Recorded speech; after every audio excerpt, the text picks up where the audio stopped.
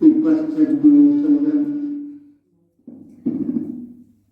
आपने जिसको एकाग्र करके मेरे कंठे गुरु श्री गुरु महाराज की, गुरु श्री परब्रह्म दयाल महाराज की, बोलो श्री लवलीनाथी भगवान की, बोलो श्री स्वामी जी महाराज की, बोलो साचे दरबार की।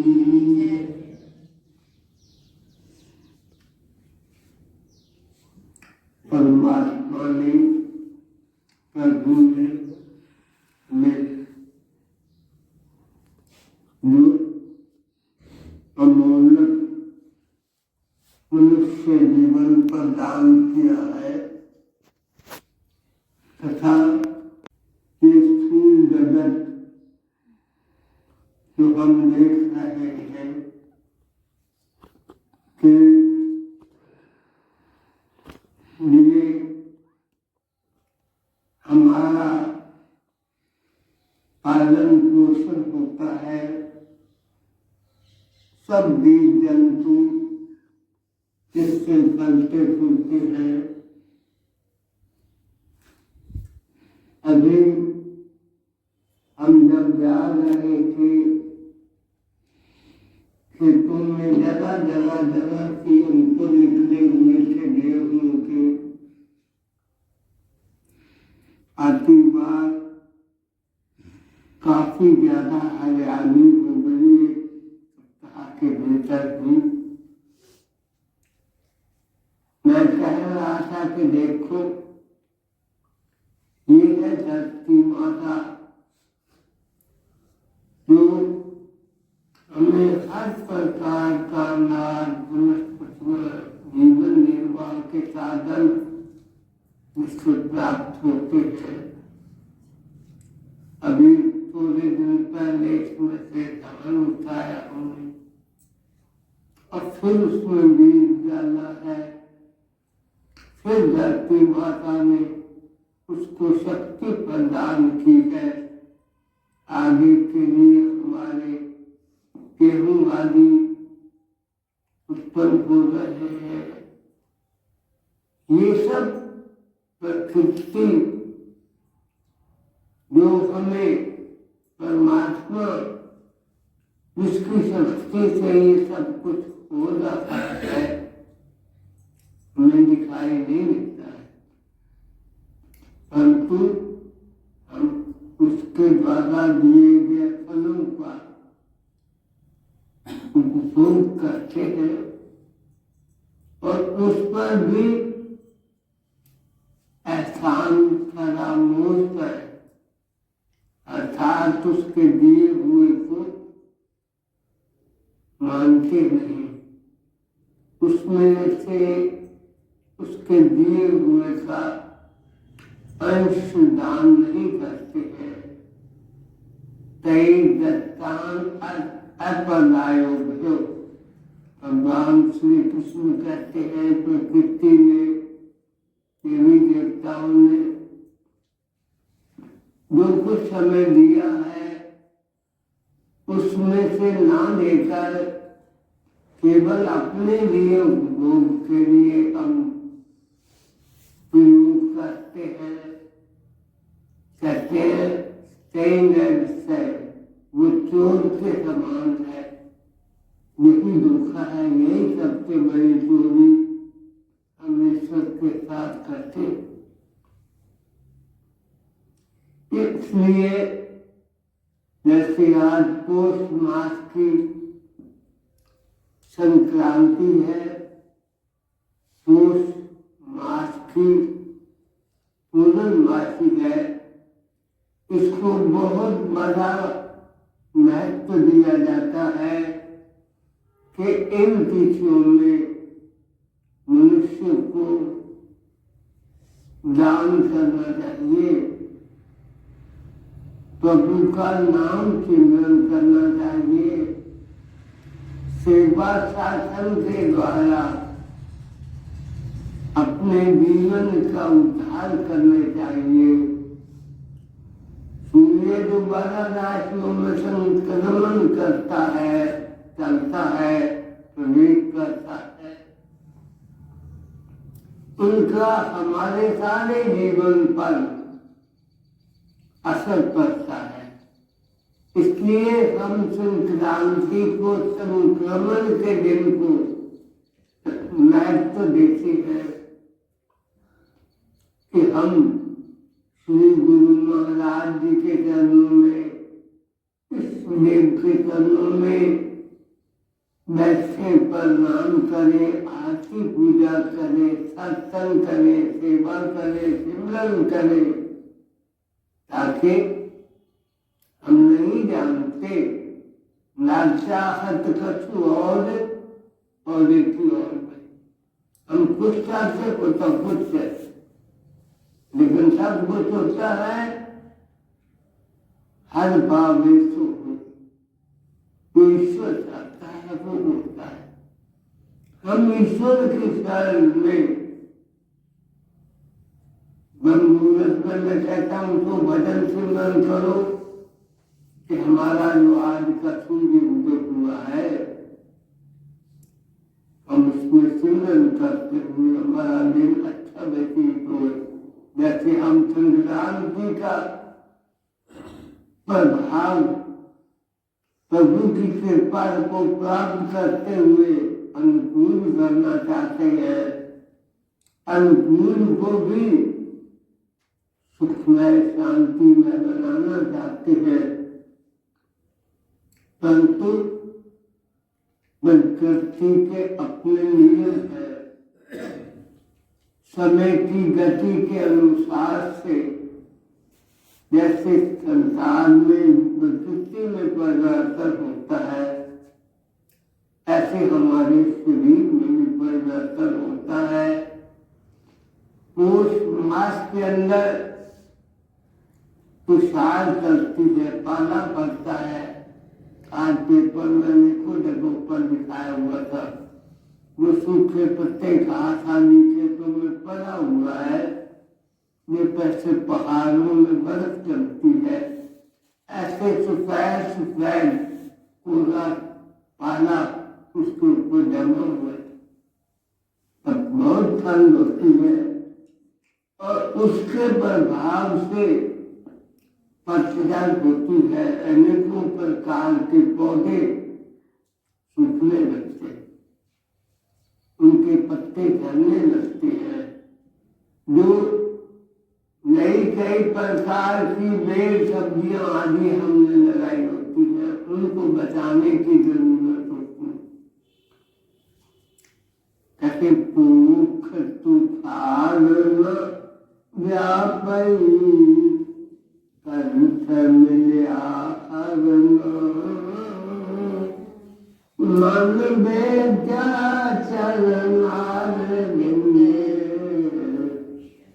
दर्शन लगना साधु ऊट गोविंद गोपाल हरे दर्श ऊट गोविंद गोपाल राय सेवा स्वामीला विख्यात तकई मिल साधु गुण गाऊ देते उपजई तेरी सच्ची प्रीत समाओ करलीनी पार मोहन विचरिया बाल जाऊं लख बेनिया हर सज्जन अगम शरण पई नारायणी नानक परिया सुख सुखंदा सर्व सुख विश्व पाला पड़ना की कहावत है, साल पड़ना की कहावत है, अर्थात तो दुख का प्रतीक होता है।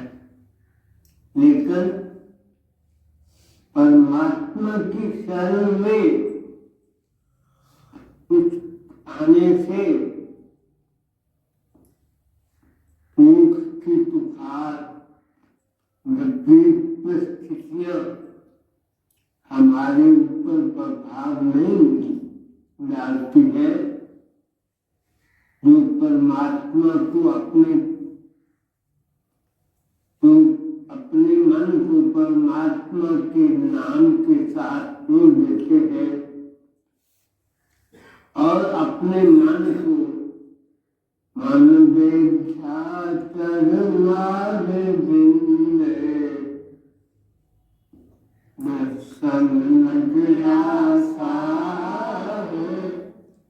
परमात्मा के चरण कमलों के ध्यान के अंदर मन बिंद जाए, जुड़ जाए, पूरा जाए और उसे परमात्मा के दर्शन का हर समय तांग रहे, चाव रहे, उत्साह रहे। परमात्मा को मिलने के लिए वो प्रार्थना करता रहे। गोविंद गोपाल राय सेवा स्वामी लाओ। और वो इस परमात्मा को सर्वशक्तिमान को जागे सारी सृष्टि का रचयिता संरक्षण पालन करता है, उसके ध्यान में खोए रहे और उसी ध्यान में परमात्मा की सेवा कमाए, सत्संग, सिमरन, दान, परोपकार आदि कर्म करे, ये उनको लाभ मिलता है। ऐसे लोगों को भिक्षा को न सकते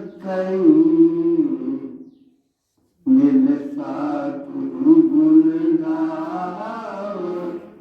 जैसे सर्दी के पाले से बचने के लिए हम अग्नि का सेवन करते हैं, तापमान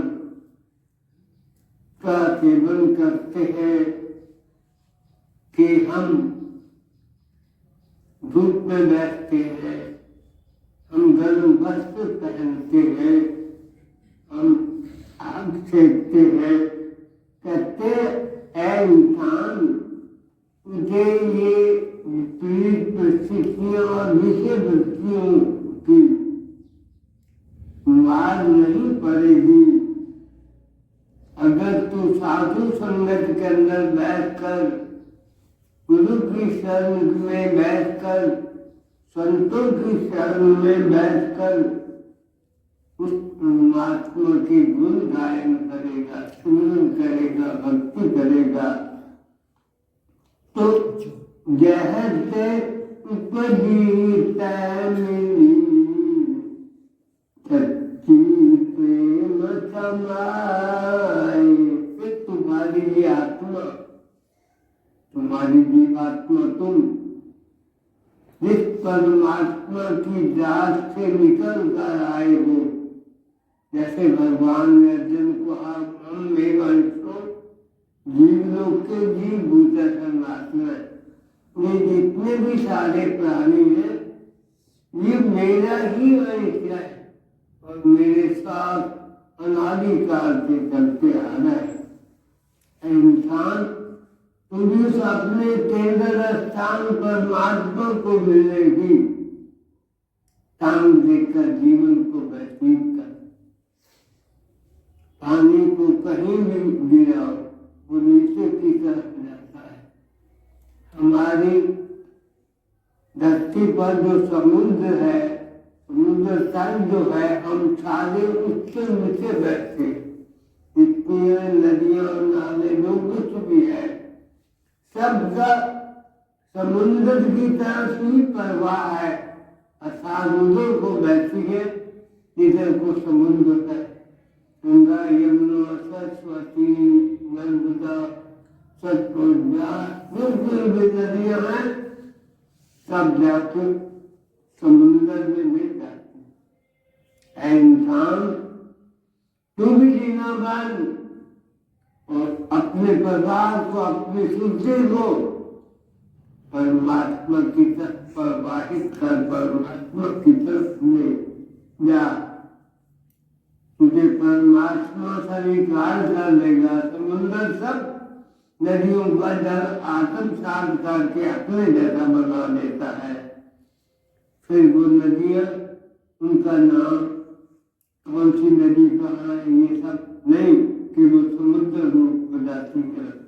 कहते ऐ इंसान, जब तू परमात्मा की तरफ बढ़ेगा और वो तुझे अपनी शरण में स्वीकार कर लेंगे, कर गए नीली पाल बन बहुत बिस्तरियां, जिनको परमात्मा ज्ञान कर लेता है, स्वीकार कर लेता है, फिर वो परमात्मा की शरण से कभी दूर नहीं जाते।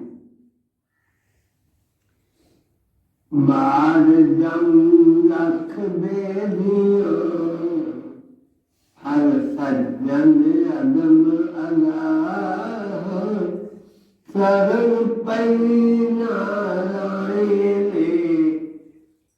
नानक दास बतेरो।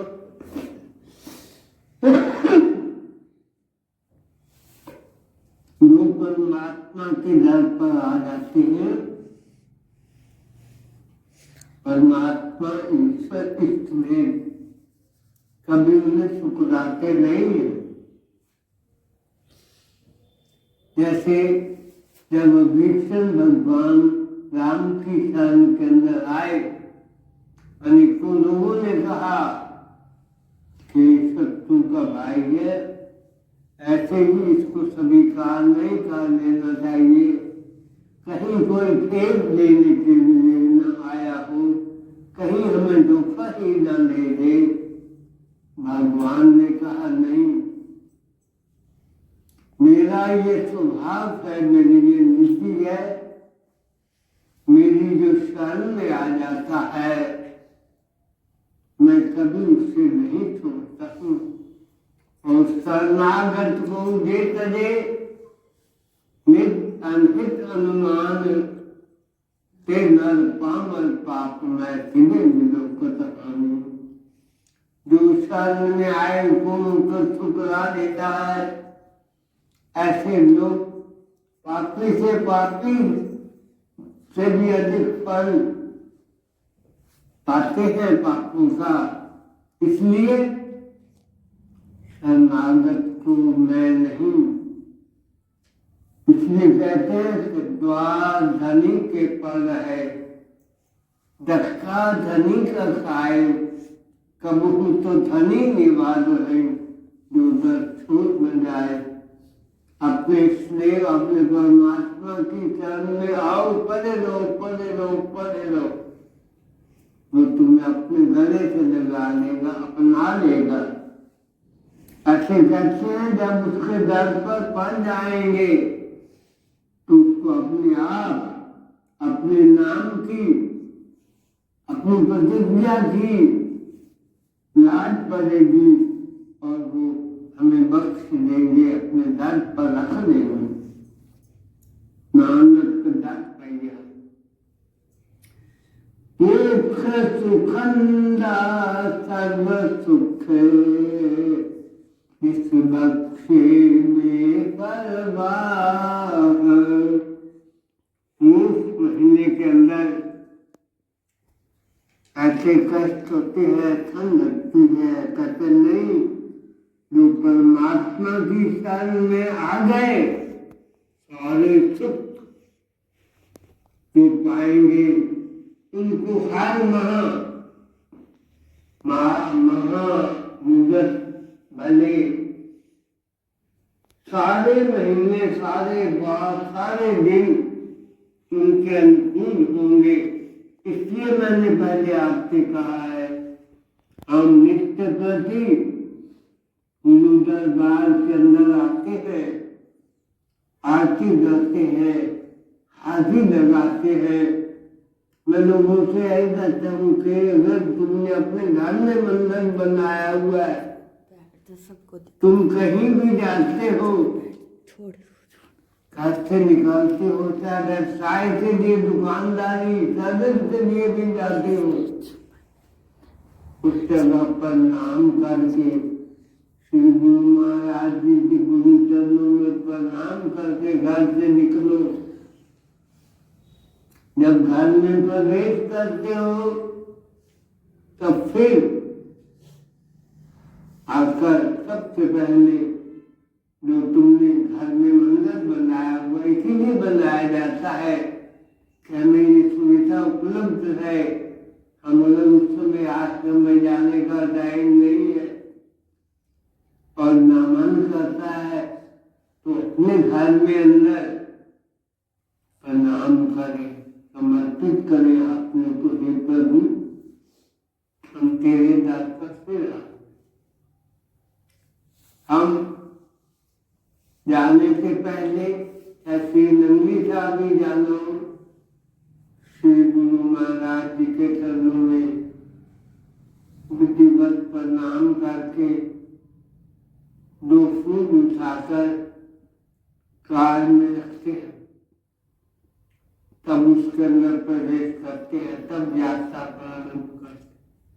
जहाँ जहाँ जिन जिन भक्तों के यहाँ भी हम जाते हैं, वहां से ही ऐसा करके चलते हैं। यहाँ आते मेरा हमका सबका सबसे पहला काम होता है दर्शन खोलने, श्री गुरु महाराज जी के चरणों में प्रणाम करना।